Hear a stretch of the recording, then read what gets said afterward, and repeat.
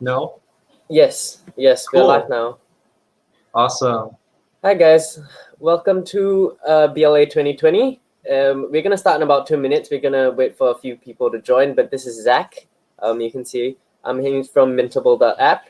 And he's gonna tell us a little bit more. Awesome. Thank you. Appreciate being on. Block Lab Asia is pretty awesome, and I've watched I've watched all the other ones too. So it's exciting to be able to be on and share Mintable. So today we're actually talking about adoption and like paving the way for adoption with NFTs. So I don't know if everyone is familiar with what an NFT is.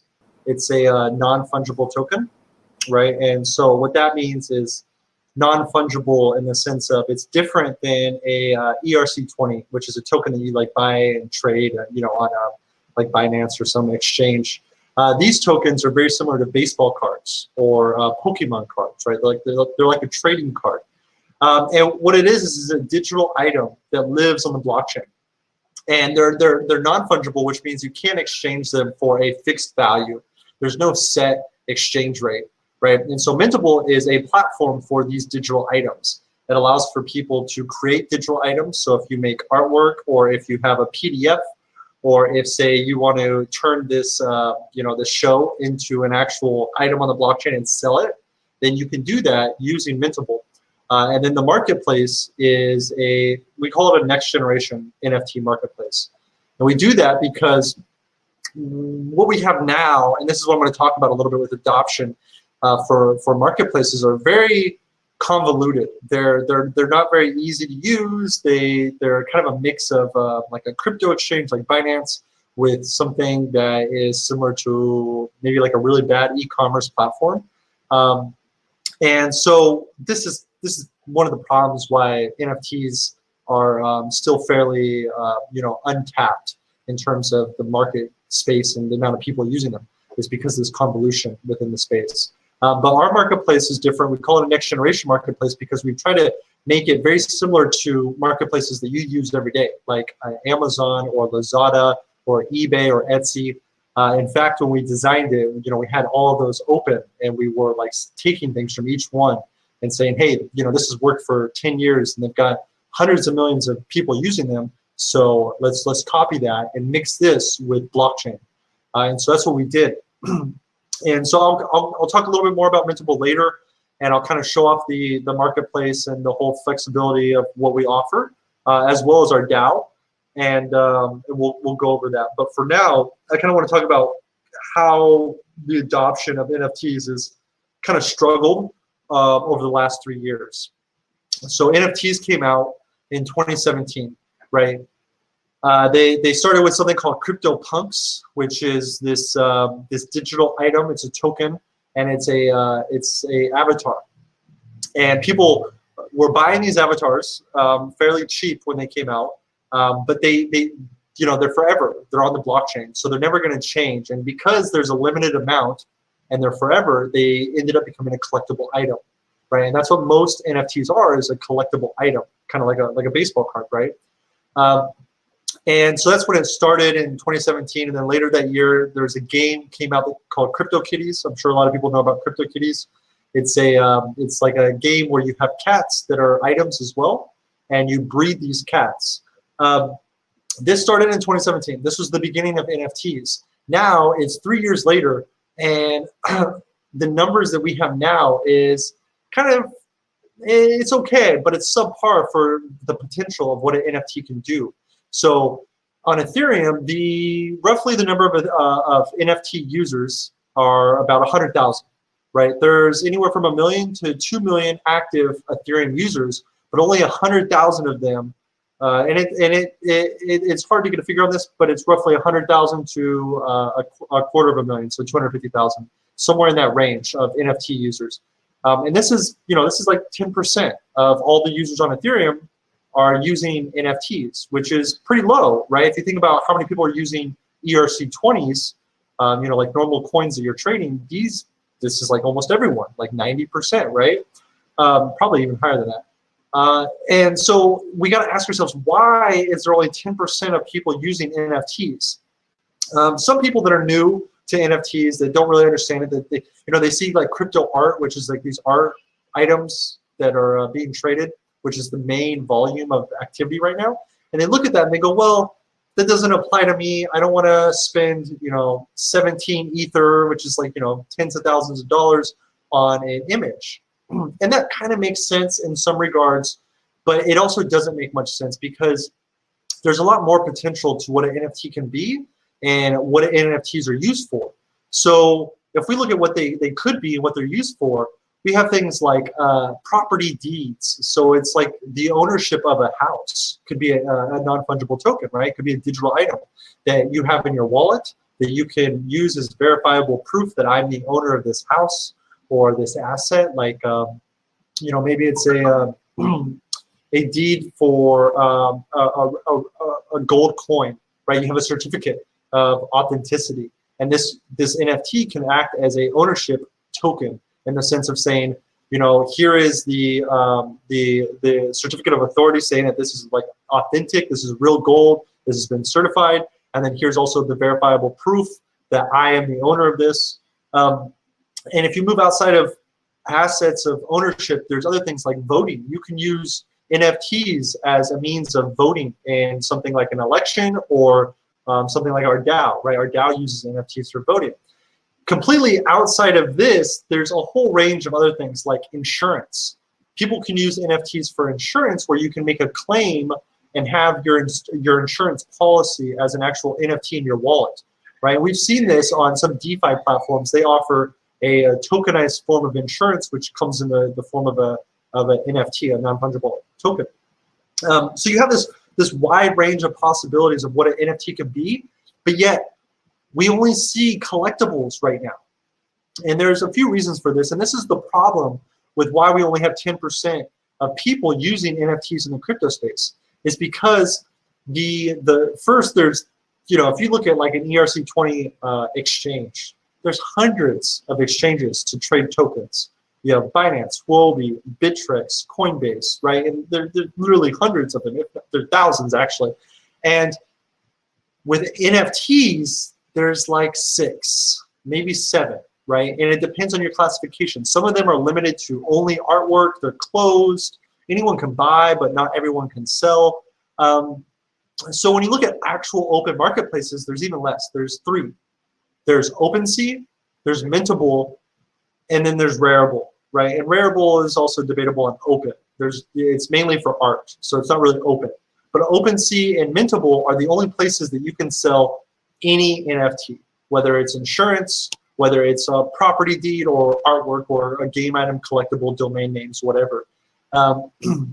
So this is one of the problems for adoption. OpenSea has been around for a while. I think they came out in 2018. They might have come out, 2018. And so before OpenSea, there was nothing. And after OpenSea, like I said, there's only Mintable, which is us, and OpenSea. And we just launched our marketplace about 9 days ago.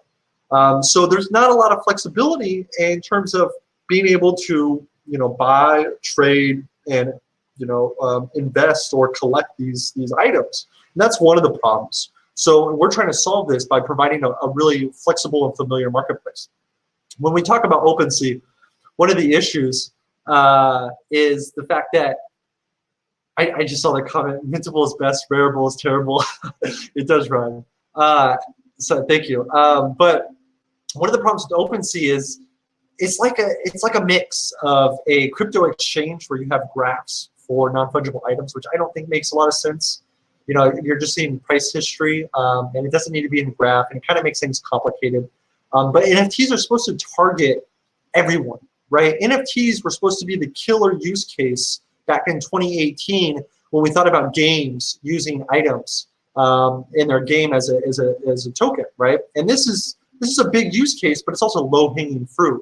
But we haven't seen this take off because the UX, the user experience that you have when you go on a place like OpenSea, it's just not good.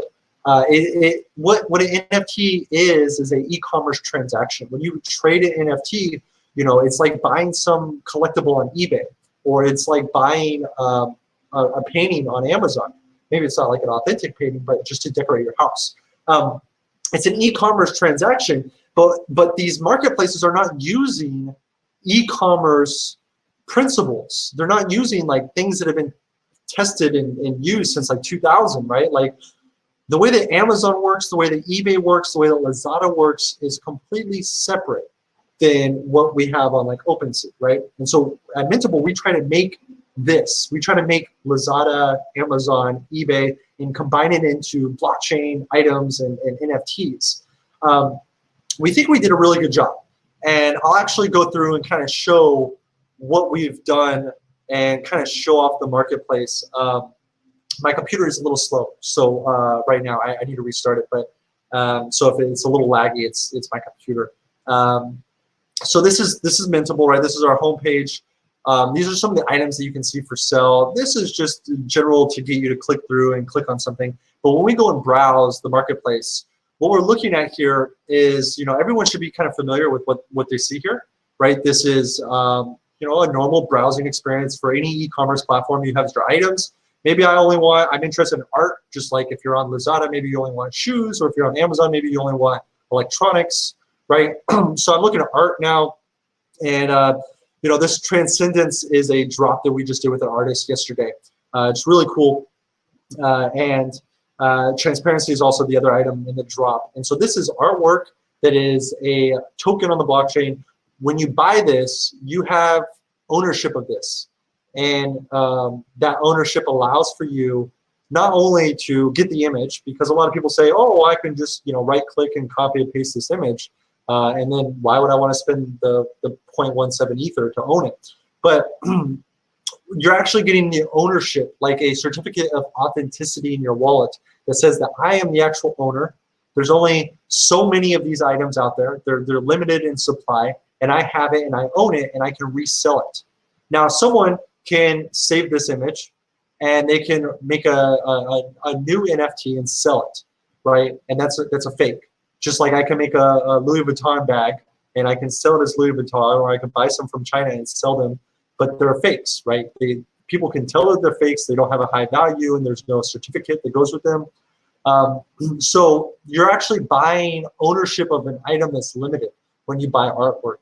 But that's not all that we offer, right? You can see we have videos, music, game items, collectible domain names. So if we look at domains, these are really cool, right? We have ENS domains, we have unstoppable domains, and these are different ways for you to be able to send Ether or Bitcoin or other cryptocurrencies to an address that's human readable, right? And it comes as a NFT that you can buy and trade. So maybe like mycryptowallet.eth, that's a really good name, right? Like if I want to accept Ether, I can just say, hey, send it to mycryptowallet.eth. And that's really easy for someone to understand. And that's why it's going for 2.5 Ether.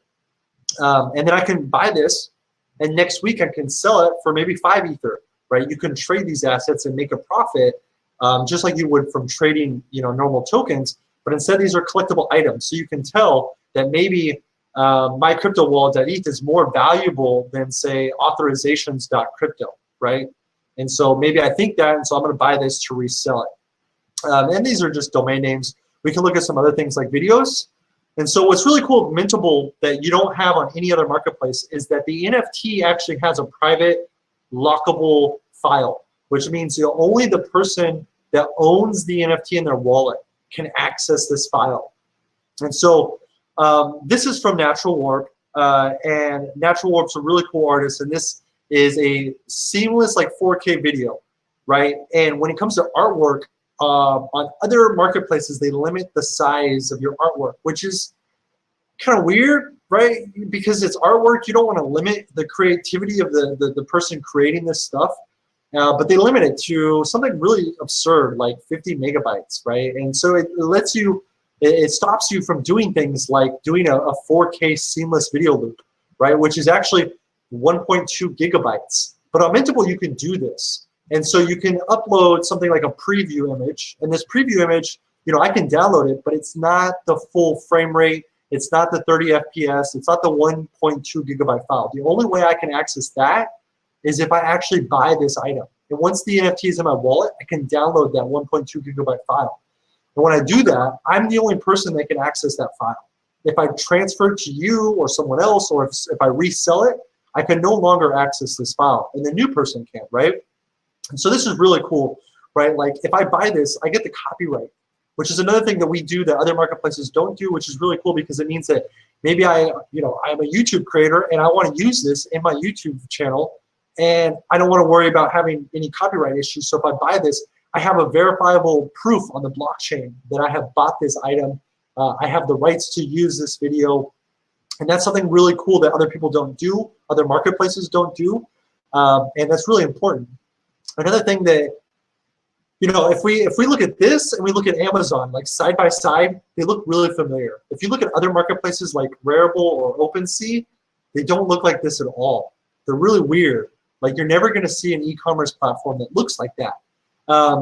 Which doesn't make sense to me, which is why we designed it to look like something that has been tested by hundreds of millions of people and it works. And Amazon's a massive, it's like the largest company in the world.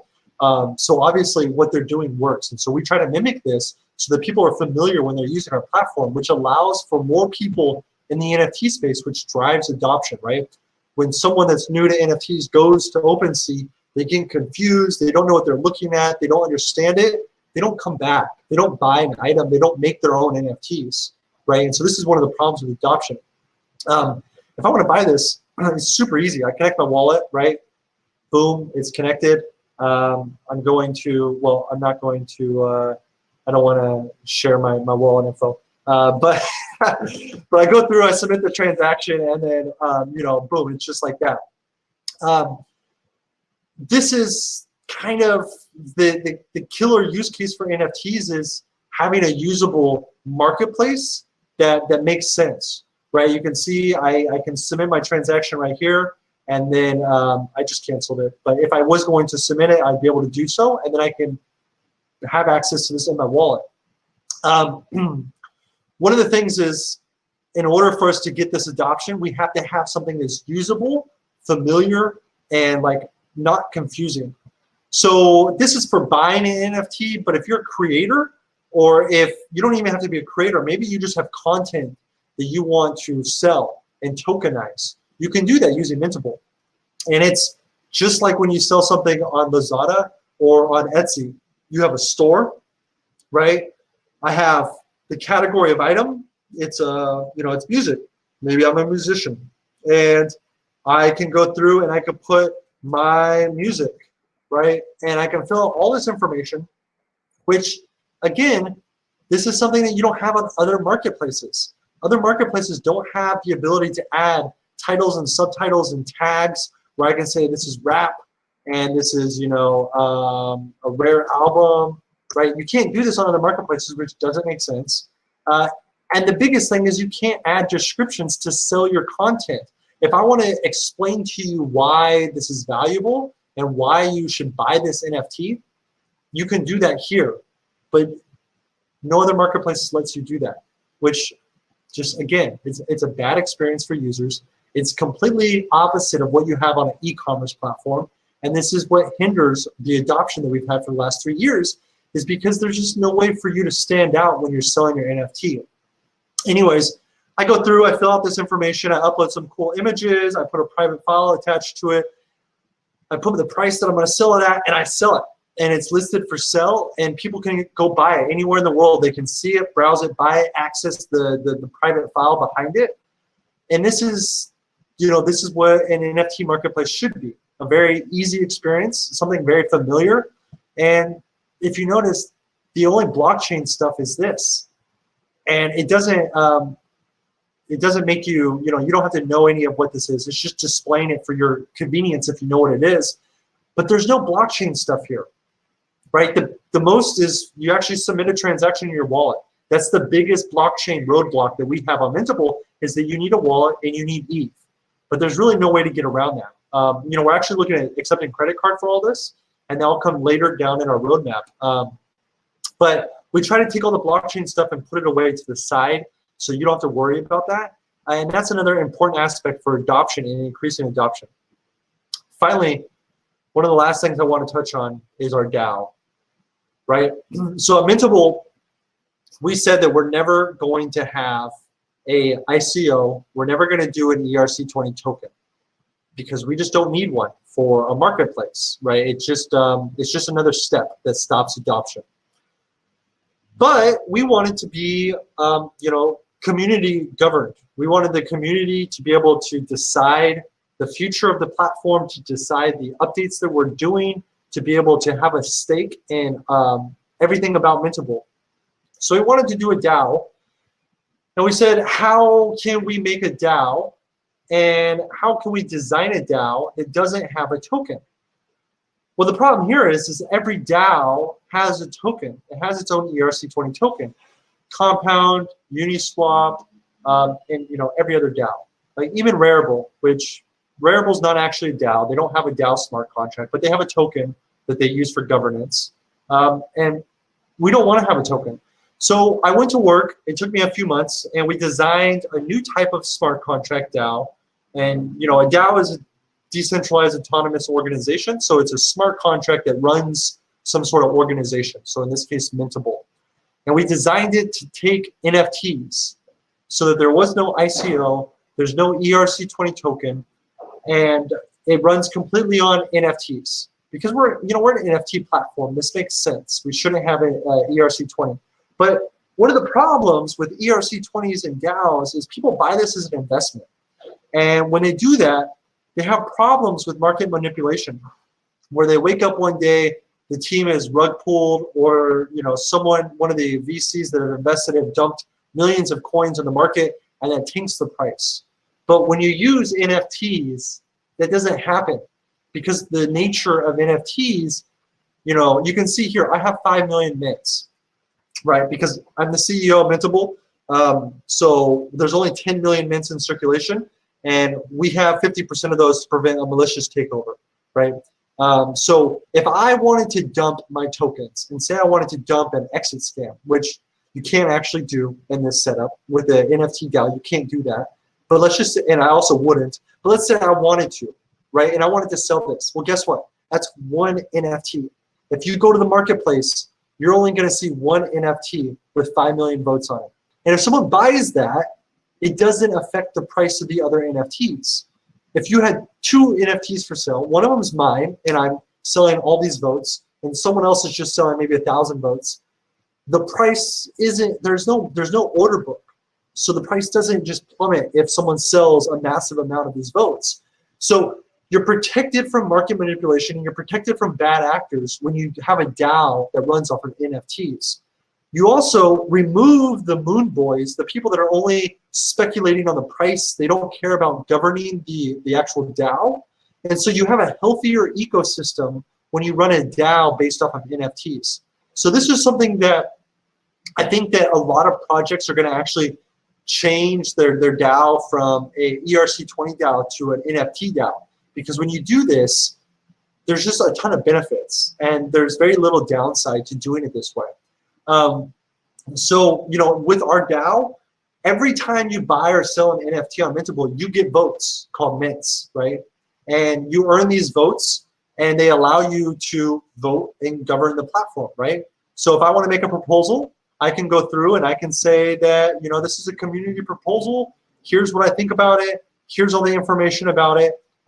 Let's set it to vote. And then everyone who has votes in the DAO can then vote on it and enact it. So some of the proposals that you can add are, we have a super NFT list, which means that whenever you trade those NFTs on Mintable, you get double the votes. So you can propose to add your smart contract to that list, right? That's a really simple one. But maybe there's something more complex. Maybe you want to add DeFi into Mintable, and you can propose that. You can propose anything you want into the DAO. You can propose that we shut down tomorrow, right? Which is why we have half the votes for malicious takeovers like that. If our competitor were to come in and they said, hey, we want you to shut down your doors, we bought a lot of votes, and we're gonna vote to do this, right? That would be a malicious takeover. But if you wanted to add, say, DeFi, and you voted to, say, add staking, or to add a ERC20 token, or to add revenue sharing, you can vote for any of these things. You can propose anything you wanted, and the community gets to control the platform. So that's the key aspect, is you earn the votes by using Mintable, and then because you use Mintable a lot and you have a lot of votes, you should have a say in how the platform works. Not because you went to Binance and because you put in, 100 ETH and you bought all these votes, and so now, you're speculating on the price. But doing this takes time. Every time you sell an NFT, you only get a small amount of votes. So in order to get millions of votes, it's going to take a very long time. So we have a bonding curve in the smart contract so that you can go in and you can directly get votes if you wanted to, right? And so on this page, you can see the current price based off the bonding curve, and then you can directly put in, whatever amount that you want to do and get votes to be able to have a say in the platform.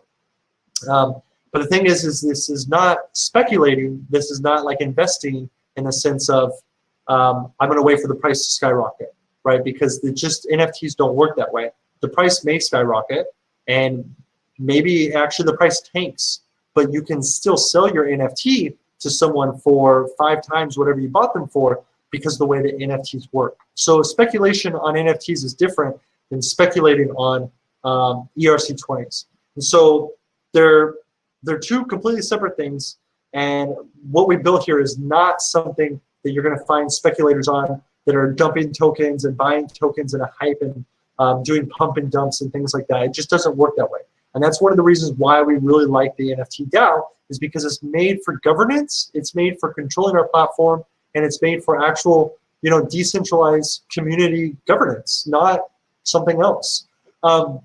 So when you use these votes, and say if you got them now because you don't want to wait, and then tomorrow someone votes to enable some DeFi platform or protocol into Mintable, maybe those votes have just skyrocketed in value because now they have a whole lot more utility. Maybe there's some sort of revenue that you're getting from having these votes.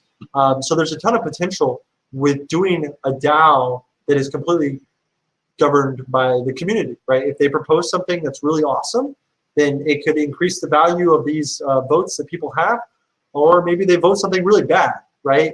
But then, of course, no one's going to vote for it because that's how a DAO works. So only good things will get voted on. But this is our DAO, and it's fully functional right now. You can go in and make a proposal now if you have enough votes. You need 10,000 votes, 10,000 mints to be able to make a proposal, and there's only 10 million ever in circulation, right? And so that's a little bit about Mintable. I think I've got about 5 minutes left, so I want to go through and talk about some of the questions we have. I have a question right here. It says, mints are NFTs. Yes, mints are NFTs. So you'll see them in your wallet. If I go and check out my wallet right here, and I check out my NFTs, we'll actually see my voting NFT in my wallet. So let's wait for it to load. It's got to pull it off the blockchain. It checks all the NFTs in my wallet, and then it displays them. And I can see, so this is our discount card right here. But I also have my votes right here, Mintable voting NFT, right? And so this is the actual NFT, and you have one of these, and it contains all the votes that you have, right? So I have 5 million votes, so there's 5 million votes on this NFT. But if I want to, say, sell 1,000 of them because maybe I just need a little bit of money, then I can split this into another NFT that's got 1,000 votes on it, and I can sell that NFT, right? So you can see all the difference. See, I've split I split it because we were sending out like 500 mints to different people for like helping out with a bunch. So you can split your NFT and sell your votes and do different things. And this is also a really easy way to sell your NFT, right? If I want to sell this, I can just press sell and then immediately go and list it for sale. Yeah, no problem, Teddy. Thanks for asking. George says, would love to be able to sell for ETH and Fiat and Mint and Warp. So we've had a lot of people ask this, George, to be able to accept ERC20s on the marketplace. The problem is when we built Mintable, we wanted to do it with as little transactions as possible because of gas fees. We don't want people to have to pay $10 just to approve wrapped ether to be able to be sent, or to approve warp tokens to be used. So we don't accept any ERC20s. We only accept ether because this limits the number of transactions you have to do, and also limits like the confusing aspect. When I go to Amazon I don't I don't have 10, 20, 30 different options of payment, types. It's just one, pay with my credit card. And this is one of the problems with OpenSea. When I go to OpenSea as a new user who's never bought an NFT, how do I want to pay? Do I want to pay in wrapped Ether, USDT, DAI? Like, there's just way too many things. If you have any of those tokens, you also have ETH. So there's no reason not to just accept ETH. So, maybe later down the road, if someone in the DAO proposes that we accept the ERC20 for payments, then we'll do that. But right now, it's not on the roadmap. You can do fiat and ETH. So we did just add this a few days ago because people were complaining that they didn't like everything being priced in USD, because originally everything we did was priced in in USD. So we made it so that you can do it in ETH, right? So right now everything's displayed in USD, right? This is an $8 NFT, but maybe you want to see it in ETH. So we did that, and everything, when you toggle this, everything on the site gets converted over to whatever currency you want to pay in. Let's see, we got, Zach, Nick. we have a few questions here actually. One is, what are some exciting updates we can look forward to? Another is, Zach, please talk about some paid promotion options on Mintable. Yeah. And can we start selling our own NFTs for $mint at this moment? Yeah, so you earn mints every time you sell an NFT. So to answer that question, you won't be able to sell directly for mints because that's kind of hard, because you're taking an NFT and exchanging it for another NFT. So what's the value of these two? So that's kind of hard to achieve, but you earn mints every time you sell or buy an NFT. If you buy an NFT, you get mints, and if you sell an NFT, you get mints, right? So it's 50-50 for the buyer and the seller. So every transaction creates mints. As for the paid promotions, we have something really cool that no other marketplace has, which is an ad manager, so that you can stand out, because there's a lot of NFTs for sale, and a lot of people have a problem where they mint something on Rarible or OpenSea, and it's just gone. It's just lost. There's thousands of items, and there's no way to stand out at all. So we made paid promotions, which is where I can say, I really like this NFT. I think this is going to make me a lot of money, so I'm going to run an ad on it. So I'm going to put a budget of 1 ETH, and because maybe I'm going to sell this for 5 ETH. So 1 ETH is acceptable, right? And I'm going to pay. I pay directly with my wallet, and then once I do this, it gets promoted on the marketplace. So if you look here, you see how this says boosted right here? This is because someone's promoting these and they're paying ads. They're paying for this ad, right? And if you go to the home page, these are also, you see these are the same 2 ads. So these 2 items are the highest promoted item right now. They're paying the most money, so they're displayed in front of everyone. And if we had access to their account and we looked at it, they have thousands of impressions from this promotion. If we just go look at my profile and look at the ads that I have, which are, we look like I'm paying 27 cents, so not very much. We saw this one, I started, and it ran for like a week, a little bit over a week, and it's got 4,000 impressions, right? And I'm only paying 27 cents. Those are paying probably 50 cents to $1 per click, so they're much higher. They're displayed more often, and because of that, they have much higher impressions. We've seen 20,000, 30,000 impressions on your NFT, which means it's been displayed to 30,000 people, right, that have looked at your NFT, and maybe they've clicked on it, right? Here I've only got 75 clicks. So I have a pretty low conversion rate. So maybe I should change the title, maybe I should change the image, right? But this allows for you to have that flexibility, so you can say, hey, I'm not getting a good conversion rate. Let me readdress, let me see what I'm doing wrong. Let me reevaluate this and have a higher converting NFT so I earn more money on my platform. So this is really important, right? This is something that every NFT marketplace is probably going to adopt here in the next year, because it just makes sense. This is what Amazon does, Etsy, Lazada, every e-commerce platform allows this. So why wouldn't an NFT platform also allow it? I think the other question was, what was... Sorry, Zach, I have to stop you there. That's fine. I know we went a little over. 7:32, but thank you. It's a great platform, and I'm sure there's a lot more because it's extensive. But we have to move on. And thank you very much for your time. Yeah, thank you. If you want to use it, it's at Mintable.app. It's live right now, and we're always ready to help you out if you need any help. So thanks, guys. Thank you, Zach. Thank you.